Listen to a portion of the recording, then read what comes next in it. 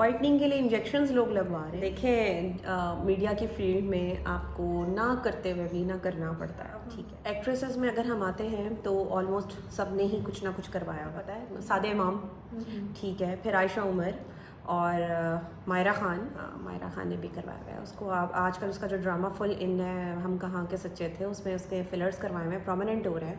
मतलब वो एज हो गई है यार, हम नहीं रोक सकते अपनी एज को ना, मतलब करवाना पड़ता है। अस्सलाम वालेकुम नायाब जी, कैसी हैं आप? बिल्कुल ठीक ठाक, आप कैसी हैं? मैं ठीक हूँ। अच्छा नायाब जी, मुझे बताइए बेसिकली आपका प्रोफेशन क्या है?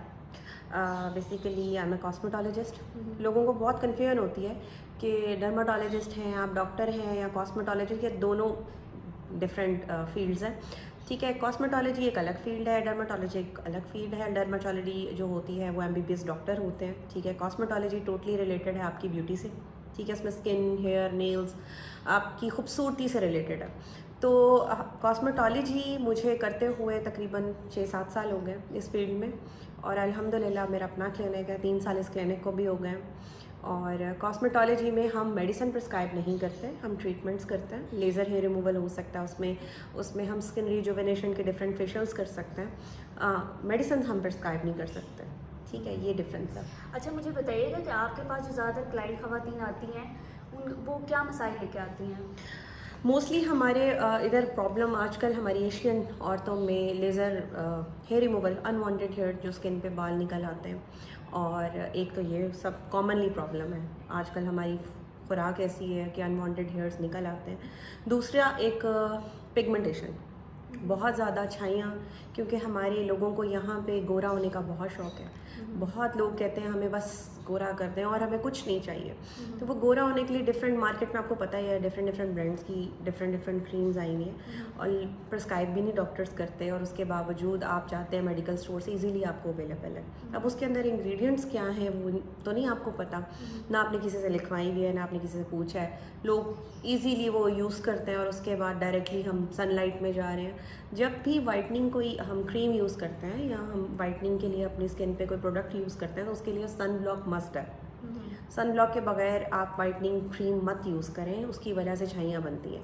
अच्छा आपके ख्याल में जितनी भी मार्केट्स में हज़ारों जो रंग गोरा करने वाली क्रीम्स आ रही हैं या दस्तयाब हैं, उसमें से कोई करामत भी है? कोई आप सजेस्ट करेंगे कि कौन सी अच्छी है? देखें, डिपेंड करता है। मैं अब किसी ब्रांड को क्रिटिसाइज़ नहीं कर सकती और किसी का साथ नहीं दे सकती, ठीक है। न्यूट्रल होकर बात कर रही हूँ। It's totally depend on your skin, ठीक है। आपको कौन सा सूट करता है ब्रांड, या आप देखना पड़ता है। अब आपकी ड्राई स्किन है, उसके अकॉर्डिंगली हम आपको प्रिस्क्राइब करके देंगे, या डॉक्टर्स बताएंगे, या आपका कॉस्मेटोलॉजिस्ट बताएगा।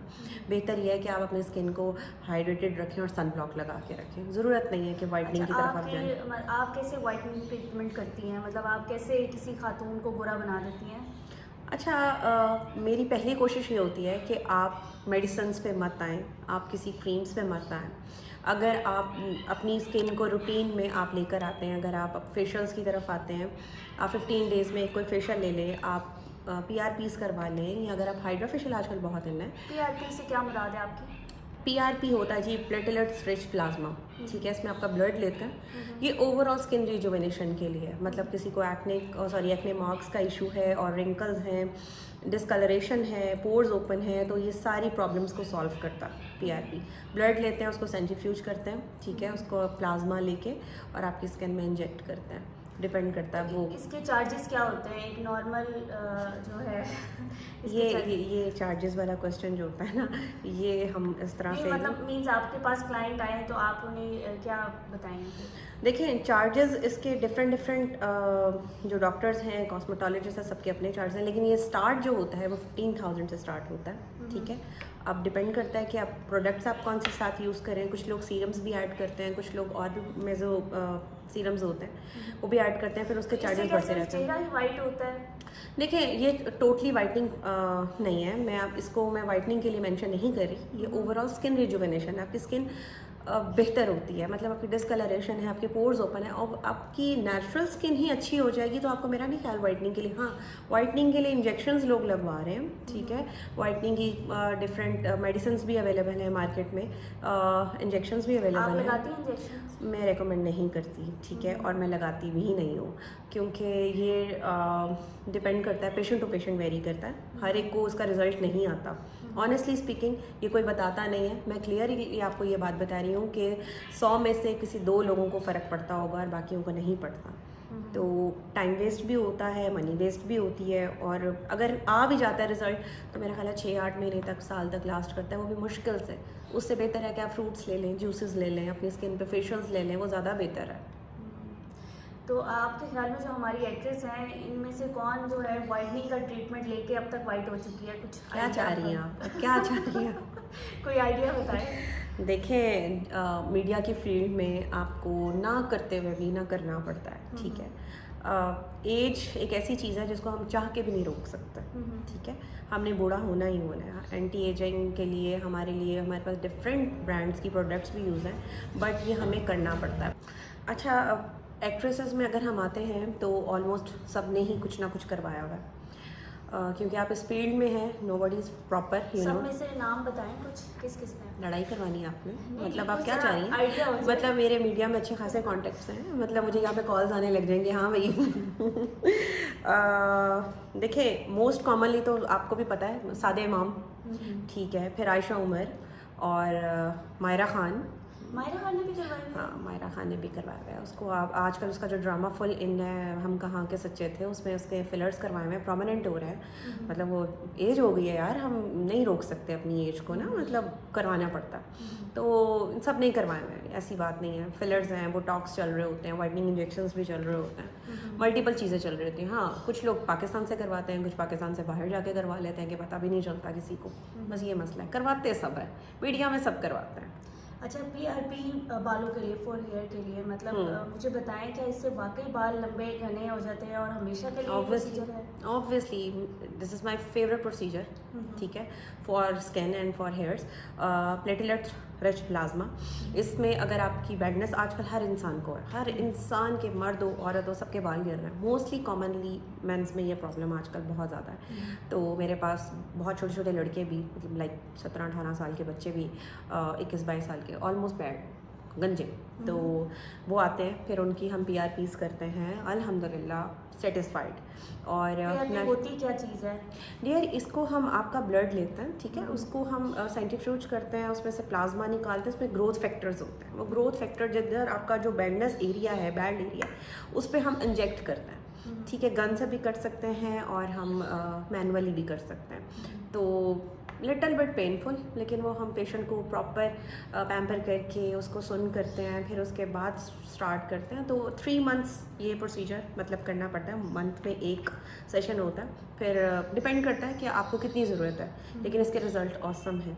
नेचुरली आपके बाल जो गिरे होते हैं वो वापस आते हैं, रीग्रोथ होते हैं, आपका हेयर लॉस कम होता है, फिर आपके दोबारा बाल निकलना शुरू होते हैं। तो इसके साथ आप कोई मेडिसिन भी देती हैं कि बस यही? समटाइम्स देनी पड़ती है। अगर आपको विटामिन डी की डेफिशिएंसी है तो विटामिन डी स्टार्ट कराना पड़ता है। अगर आपको आयरन की डेफिशिएंसी है, ऑब्वियसली अगर हम ट्रीटमेंट आपका ऊपर से कर रहे हैं, डेफिशिएंसीज आपको अंदर से हैं, तो हम जो मर्जी करना है, आपके बाल नहीं आ सकते। इसके साइड इफेक्ट्स भी होंगे? कोई साइड इफेक्ट नहीं है। अगर आपका बंदा करने वाला जो डॉक्टर है, आपका कॉस्मेटोलॉजिस्ट है, वो अगर कॉम्पिटेंट है, उसको पता है कि कैसे करना है, तो इसके रिजल्ट्स बहुत अच्छे हैं, साइड इफेक्ट्स नहीं है। अच्छा, मैं क्वेश्चन करना चाहूँगी, आप माशाल्लाह इतनी प्यारी है, आपने खुद क्या क्या ट्रीटमेंट दिया हुआ है? मैंने सीरियसली अभी तक तो मुझे ज़रूरत नहीं पड़ी, अभी तक बिल्कुल ज़रूरत नहीं पड़ी। हाँ, शायद मैं भी ऑब्वियसली मैंने कोई आबे हयात तो नहीं पिया हुआ, टाइम आएगा तो करना पड़ेगा, क्योंकि हम दिखेंगे अच्छे तो हम बात भी कर सकते हैं ना। अच्छा, मुझे बताएं ना आप, जो घर बैठी हुई ख़वातीन हैं, वो अपनी स्किन को कैसे ग्लो कर सकती हैं, कैसे वाइट हो सकती हैं? वाइट करना है या ग्लो करना है, दोनों चीज़ें बोथ आर डिफरेंट क्वेश्चंस। दोनों बता दें। देखिए, वाइट होना एजेंडा नहीं है। मैं लोगों को एक ही बात करती हूँ कि प्लीज़ ये छोड़ दें वाइट होना, मतलब क्यों जा रहे हैं वाइटनिंग के चक्कर में। वाइटनिंग के चक्कर में देखें, आप डिफरेंट क्रीम्स यूज़ करते हैं, फिर उसके बाद उसके डिज़ास्टर्स शुरू हो जाते हैं, फिर पिगमेंटेशन स्टार्ट हो जाती है। आप अपनी सिर्फ स्किन को हेल्दी करें, उसको हाइड्रेटेड रखें, ठीक है। फेशियल्स ले लें, हाइड्रा फेशियल लें, माइक्रोडर्माब्रेशन है, और कितने फेशियल्स हैं। फेशियल आप बता रही हैं, इसमें क्या कैसे ट्रीट करती हैं आप? हाइड्रा फेशियल तो आजकल इतना कॉमन है कि सैलॉन्स वालों ने भी रखा हुआ है, वो भी एक अलग चैप्टर है, किसी दिन उस पर बैठ के बात करेंगे। हाइड्रा फेशियल है, माइक्रोडर्माब्रेशन है, एक्ने स्कार्स के लिए, पिगमेंटेशंस के लिए, और बहुत सारी चीज़ें हैं। वाइट होना एजेंडा नहीं होना चाहिए लाइफ का कि हमने वाइट होना है। आपकी स्किन ग्लो करनी चाहिए, हेल्दी होनी चाहिए, मेकअप फ्री होनी चाहिए कि अगर आप बैठे हुए हैं तो एटलीस्ट आपको इतनी बेस लगाने की ज़रूरत ना पड़े। बस ये होना चाहिए। मतलब आप घर बैठे हुए हैं, अगर आप सैलॉन्स नहीं जा सकते, स्किन को आप बीमारियों से या छाइयों से या दाग धब्बों से दूर रखना चाहते हैं, तो एटलीस्ट आपको सिर्फ और सिर्फ सन ब्लॉक की ज़रूरत है। बस सन ब्लॉक लगा के रखें, सुबह उठे मुंह धो और उसके बाद आप सन ब्लॉक लगाएं। जब तक सूरज गरूब नहीं होता, असर के टाइम तक आप सन ब्लॉक लगा के रखें। फिर उसके बाद एक अच्छा सा नाइट सीरम स्टार्ट करें रात के लिए, वो लगाएं। That's it. आपका ये प्रॉपर एक रूटीन है, इसके अलावा आपको कुछ ज़रूरत नहीं है। अच्छा नया, मैं जो पीछे मैं फ्लेक्स देख रही हूँ आपके, इसमें जो फेस लिफ्टिंग है इसमें क्या करती हैं आप? देखिए, फेस लिफ्टिंग जो है ना, उसमें डिफरेंट ट्रीटमेंट्स आ जाते हैं। उसमें हमारे रेडियो फ्रिक्वेंसीज भी हैं। उसमें जैसे मैंने पीआरपी की बात की है, वो भी फेस लिफ्ट करता है बहुत अच्छा, ठीक है। उसमें भी लिफ्टिंग होती है, और ये सारे नॉन इन्वेसिवली हैं, नॉन सर्जिकल हैं। जो लोग टीके और इंजेक्शंस और थ्रेड लिफ्ट्स इन चीज़ों से भागते हैं, नहीं करवाना चाहते, वो मेरे पास आए, ठीक है। उनको मैं बग़ैर किसी इंजेक्शन के, बग़ैर किसी नुकसान पहुँचाए उनका फेस लिफ्ट करूँगी। कैसे? विजिबल तरीके से। कैसे? हर जादू बता दूँ, यही बता दूँ। सही। फिर मेरी स्पेशलिटी क्या है? ये बात तो आपकी सही है। टैटू रिमूवल, पहले ये क्या चीज़ है? टैटूज़ जिन्होंने बनवाया, तो जिनको शौक होता है टैटू बनवाने का, फिर उसके बाद वो रिमूव करवाने आते हैं, फिर वो रोते हैं कि हमने क्यों बनवाया। ये भी लेज़र से रिमूव होता है, ठीक है। एंडिया लेज़र होता है, उसे हम रिमूव करते हैं, और उसके सेशंस होते हैं, सेशंस लेने पड़ते हैं। अच्छा, बकायदा उसके सेशंस होते हैं? जी, वन गो में रिमूव नहीं होता।